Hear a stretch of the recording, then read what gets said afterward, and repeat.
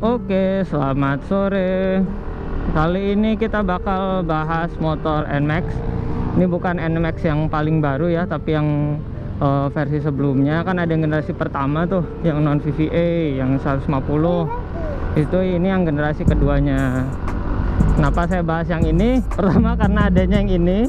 Terus yang kedua, saya yakin kalau ada generasi pertama, pasti generasi keduanya itu harganya bakal turun dan bakal banyak yang cari bekasnya. Jadi ayo kita bahas, barangkali ada yang nyari bekasnya juga. Nah, yang pertama mau saya bahas adalah desainnya dulu. Jadi kalau ini desainnya sama ya kayak yang pertama keluar, cuma beda di kayak warna velg, terus warna catnya, terus sama suspensi belakangnya. Tapi emang desain kayak gini walaupun cuma ngebulat gitu doang, nggak ngebosenin sih dilihatnya, dan banyak juga yang minat. Jadi ya aman-aman aja lah. Terus kita bahas dimensi. Jadi ini nih relatif besar ya kalau menurut saya sih. Tinggi saya 167, beratnya 50. Menurut saya agak gede sih motor ini. Kalau untuk touring emang dia enak banget, dia kayak kokoh gitu kalau kita naik ini. Tapi kekurangannya kalau dipakai harian. Jadi kalau untuk harian kerasa banget kalau di parkiran itu agak berat ya bawanya. Soalnya dia ini beratnya lumayan 129 kilo. Tapi ini masih lebih enteng dibandingkan PCX ya, beda dikit lah.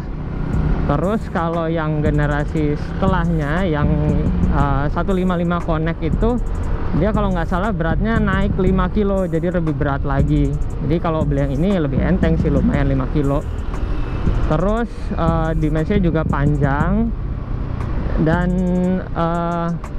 untuk joknya dia ini nggak terlalu tinggi, kayaknya cuma 725 mili deh.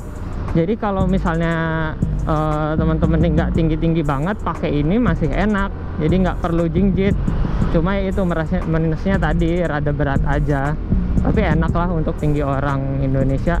Terus si joknya ini dia juga nggak nyempit gitu bentuknya, nggak ngelebar. Jadi pahanya nggak ngangkang, nggak jingjit hasilnya. Beda kalau misalnya Lexi ya. Lexi walaupun dia tinggi joknya nggak tinggi-tinggi amat, tapi dia joknya itu lebar. Jadi kita jatuhnya jadi jingjit. Jadi enakan inilah. Terus setelah bahas dimensi, kita bahas mesin. Nah, ini bagian menarik juga. Kenapa ya kalau NMAX itu suka dapat stigma arogan? Karena emang tarikan bawahnya nih enak banget, torsinya ini nampol buat dibawa yang kayak medan tanjakan-tanjakan, terus kayak cruising gitu. Ini enak banget sih, tenaganya ngisi terus. Apalagi yang tipe 155 ini sudah ada VVA-nya. Jadi VVA-nya ini dia sistemnya itu, motor ini pakai dua profil cam ya, profil low RPM sama high RPM. Kalau dia di 6000-an RPM ya kayaknya, dia bakal nge-switch dari cam yang rendah ke yang tinggi. Jadi tenaganya itu nyambung terus, ada terus tenaganya, nggak ngedrop.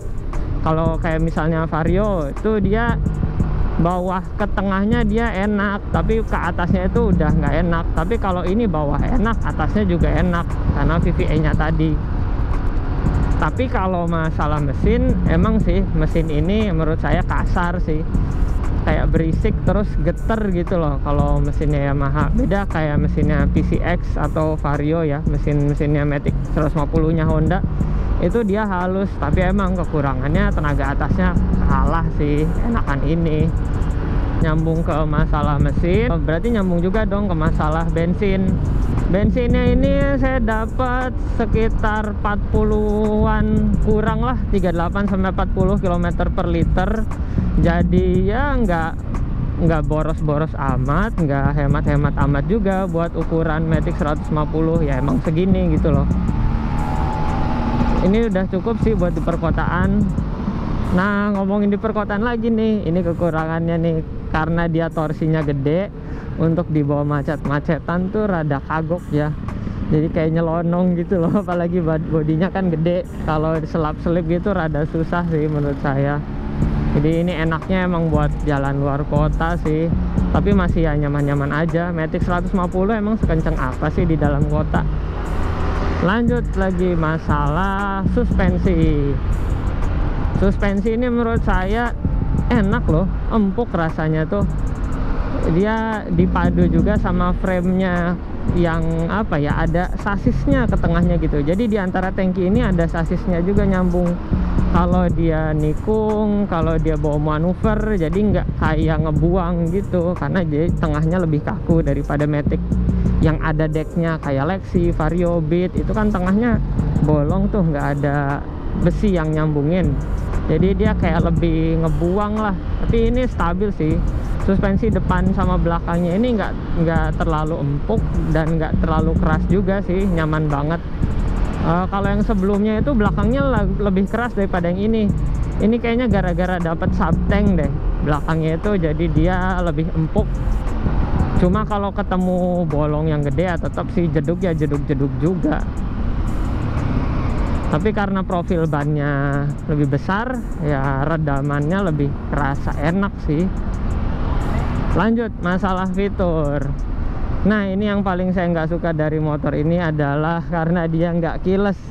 Aduh, padahal motornya lumayan loh, barunya berapa ya, 33 kayaknya. Tapi dia belum keyless, beda sama PCX yang sudah keyless.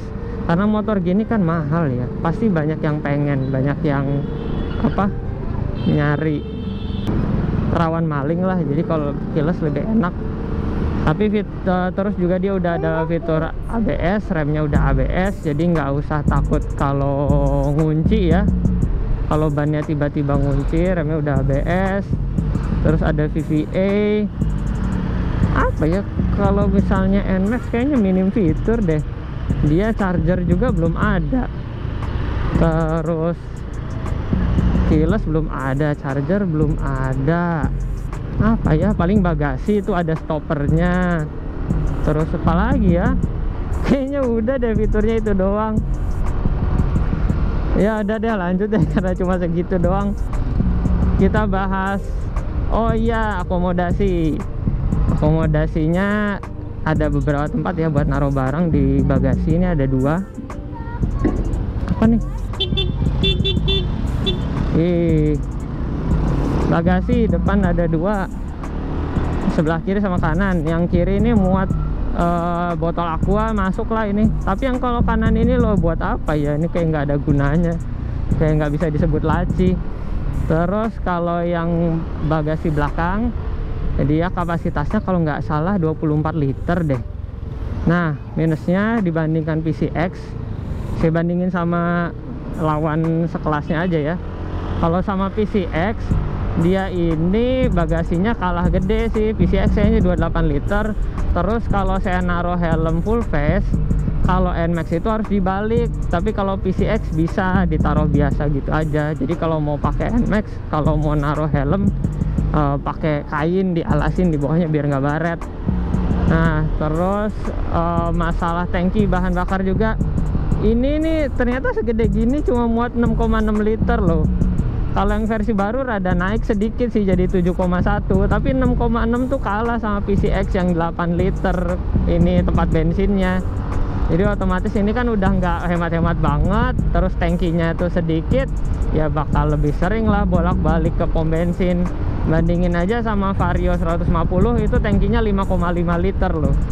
Oke, speedometer. Speedometernya ini enak ya lihatnya. Modelnya tuh negatif display, belakangnya hitam, tengahnya putih, jadi dilihatnya lebih jelas. Ini lengkap banget sih, ada trip meter, average BBM, oil meter, sama ada fan belt meter juga. Ini saya heran deh kenapa sih Yamaha bikin fan belt meter, padahal gantinya kan tiap 25.000 km sekali. Jadi 25.000 km ini baru kepake nih fiturnya. Aneh, ngapain coba? Tapi ya udahlah, yang penting ada kan. Terus lampu depan, lampu belakang sudah lampu depan udah LED, belakang ada yang LED, ada yang bohlam. Kenapa saya nyebutin itu? Karena kalau bohlam itu lebih cepat putus, sama lebih apa ya, kurang keren lah kalau dibilangnya. Walaupun kalau misalnya lampu penerangan sih enakan pakai bohlam sebenarnya. Kalau pakai lampu LED ini nih warnanya putih tuh rada enak gitu dilihatnya.